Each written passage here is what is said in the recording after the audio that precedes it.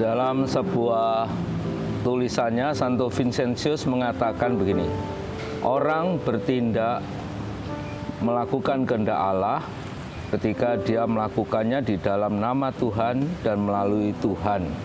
Memang ini masih agak sulit kita pahami, tapi begini, hari-hari terakhir ini mungkin Anda melihat di YouTube atau mendengar tentang hebohnya perpuluhan, hebohnya Kristen progresif dan sebagainya.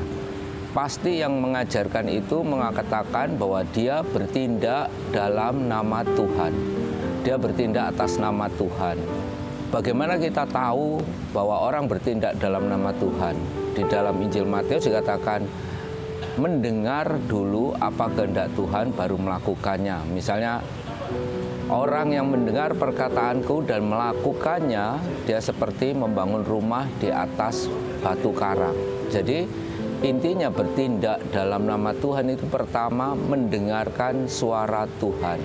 Memang kita bisa mencari-cari dalam kitab suci untuk membenarkan pendapat kita, tetapi apakah itu suara Tuhan? Untuk itu perlu juga merefleksikannya. Dan yang kedua, menjadi tindakan Tuhan, bertindak di dalam, selain dalam nama Tuhan, juga melalui Tuhan. Melalui Tuhan berarti tindakan itu adalah suatu yang baik. Sama dengan Yesus yang bertindak mewakili Bapaknya, dia pasti tindakan yang baik. Untuk itu juga bisa dilihat dampak dari tindakannya. Jadi kalau dia melakukan tindakan dalam nama Tuhan dan melalui Tuhan, dampaknya pasti akan baik. Maka kita pun bisa melakukan kehendak Tuhan kalau kita pertama mau mendengarkan suara Tuhan, mencari di firman. Tetapi firman bukan berarti untuk membenarkan tindakan kita.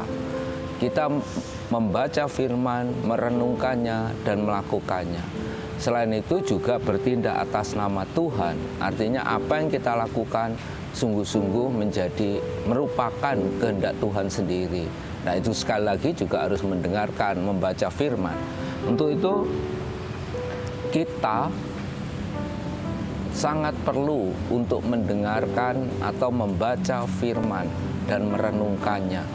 Karena dari situlah kita tahu apakah tindakan kita itu dalam nama Tuhan dan atas nama Tuhan, atau dalam nama kita sendiri, atas nama kita sendiri, dan Tuhan menjadi pembenaran tindakan kita. Amin.